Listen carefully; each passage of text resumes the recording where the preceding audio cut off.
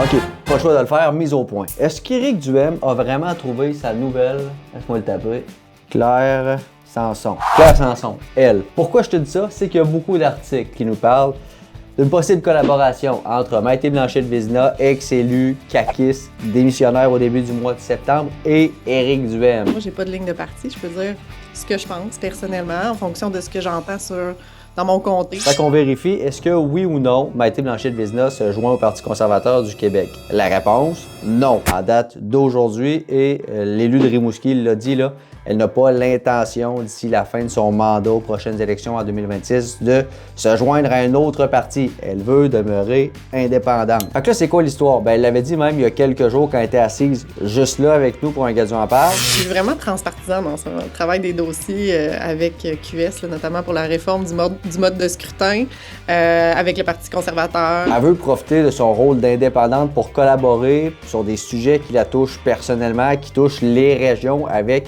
que ce soit QS, que ce soit le Parti libéral du Québec ou le Parti conservateur du Québec. Elle n'était pas disponible aujourd'hui pour nous donner une entrevue, Maïté Blanchet de Vézina, mais ce qu'elle veut défendre, c'est la démocratie. Elle trouve pas ça normal qu'il y ait 500 000 voix au Québec qui aient voté pour le Parti conservateur du Québec et qui ne soient pas représentés. Donc, ce qu'elle propose, oui, avec le Québec solidaire, mais aussi le Parti conservateur du Québec, c'est une réforme du mode de scrutin. Je te l'ai dit, hein, Maïté Blanchet de Vézina qui était assise juste là il y a quelques jours. Comment qu'on va voir ça? Google, tu connais? T'écris YouTube, Gadu en parle.